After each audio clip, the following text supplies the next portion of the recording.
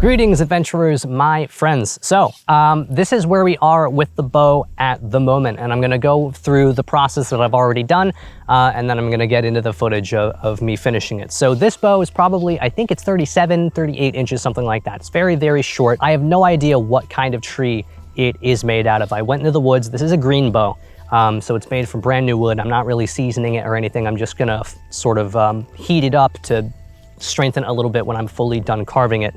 I just went into the woods, I found a tree that looked suitable, and I cut it down. And this is where we are. I did most of this work with my axe and my knife, just scraping it slowly. It is starting to bend just the fairest little bit. The biggest problem that I've encountered is actually that the tree was starting to rot away from the inside. Hopefully that comes into focus. So what I had to do was I had to cut a separate little piece and then insert it in there because the entire center right there was hollowed out. So that's definitely gonna be a weak point for it. This is not the final version. I'm gonna have to make another one eventually because this will fail. And then I covered the entire thing in another layer of wood glue just to give it a little bit more strength. As I understand it, very short bows like this, the entire bow needs to bend. It's not just the limbs. The handle has to have some give as well. Otherwise, it's either not gonna bend at all or it's just gonna snap when it does. So I'm really hoping that holds up at least for a little bit while I practice. The other thing that I've encountered is it's very humid here where I am right now. That might have played a part. It might have just been the wood as well. I did my best to, when I cut it out of the log, have it shaped so that the curve was going this way. So there'd just be the slightest little bit of resistance to help with the speed of the arrow. And when it dried, it ended up curving very much to the left side of the bow. This is how I'm going to be using it if it actually functions. So it's got a pretty severe curve in it, and it also doesn't lie completely flat. I tried heating it over the stove so that I could sort of reshape it a little bit, and I wasn't able to. I wasn't able to fix it that much. So this is what we're working with for now. The next step is to just continue to scrape away the belly of the bow here until I can confidently get a string on it. It is 1.5 inches for the width of the bow limbs, and then it goes down to about 1 inch here at the tops, and the handle itself is 1 inch as well.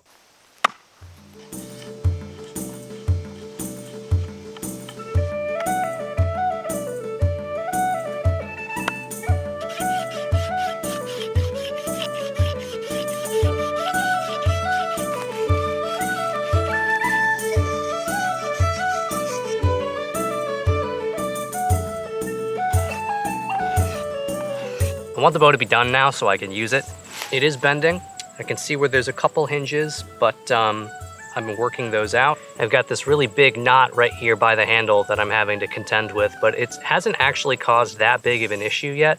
Okay, so I probably should have anticipated this, but the bow itself is actually too curved, too warped to put a string on it effectively, so I'm gonna have to figure out a way to straighten this out if that's even possible, where this curve is happening. It's really annoying that it tried that way because I feel like I did everything else right and then still just didn't want to become a bow. I'm gonna try to salvage this, but for now I'm gonna get another stick. The next stick that I got was from a tree, obviously. I went to go split it and the grain of the tree was wrapped all the way around in a circle. So I went to split it and it just spiraled all the way down. So that was unusable. I went back out and I got a branch, not the trunk of a tree, because I'm trying to not just cut down all of the trees. And so I just used a branch from the tree that I had already cut down, and I just roughed it to shape.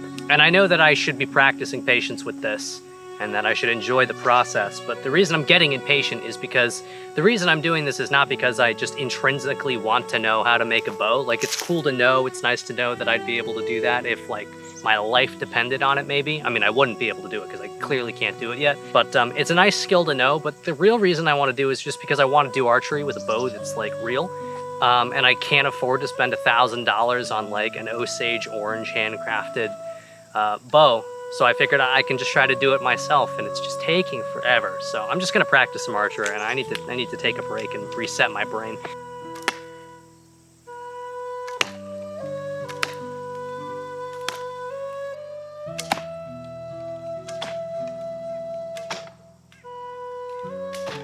So this is the branch. It was strapped to a board and clamped down to dry my part for a couple days because it was very, very wet, but it's bending.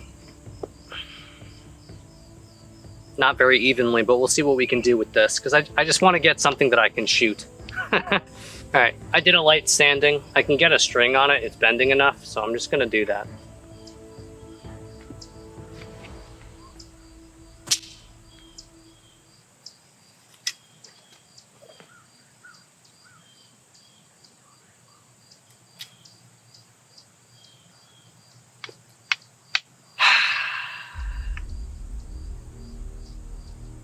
Starting to understand why bows that are handmade are priced so insanely high, because you can't just do it. And people in YouTube videos make it look really easy when they go out and they grab a stick, but they've been doing it for a decade, so of course it's easy for them.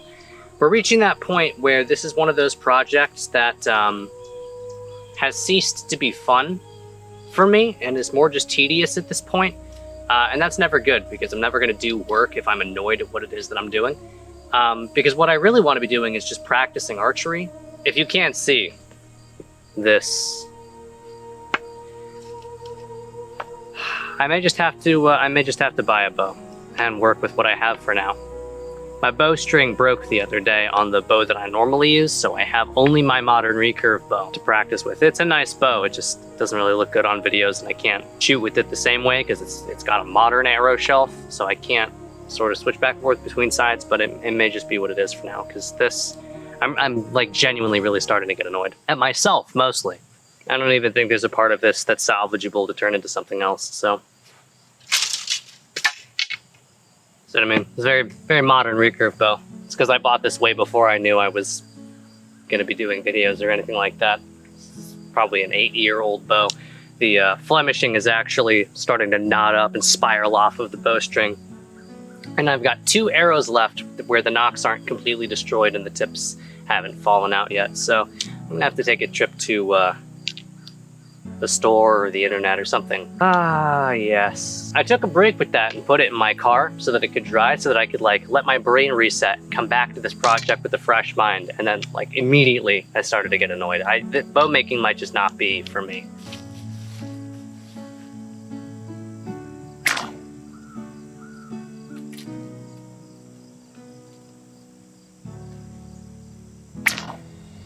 If I'm going to be doing archery, I really need to make myself different gloves, because the nocks are getting all caught up on these. It's very annoying. Small rodent running there. I got distracted. If I'm going to be doing the Brand Son of Bane, Son of Bard look instead of the Dunedain look, my options for bows open up a lot more, because I don't have to mimic Aragorn's very short bow, which are very difficult to find and very expensive. I mean, no wonder I'm having trouble making bows. I mean, they're that expensive and they're very small and very short. They must be incredibly difficult to make. No wonder I'm having trouble. There's a fly that buzzed into my face there too. Things are going well for me so far today, but a longbow, maybe I'll try one more time with like a normal sized bow and see if I can do that. And if I can't do that, then I will buy one. And those ones seem to be, on average, much cheaper.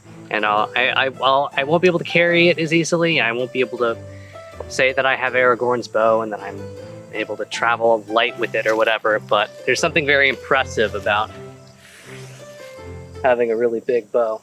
You know, Bard has this huge long bow that he overdraws all the way back here. It's very cool. Because I don't really have that much of a target set up yet, every time I range the cardboard just disintegrates. What I'll do is I'll just pick a leaf and I'll aim at that leaf. Whoa. I realized I actually can't leave the video on that much of a downer. It's been 3 days since I threw the stick onto the ground. It's rained since, and what I've done, I did no research on this at all. I just took some pieces of the inside of paracord and then wrapped the part that's split. I'm gonna glue that down in a little bit and let that dry, but I just wanted to see if I could salvage this. And it actually does loose an arrow, and the arrows actually go fairly quickly.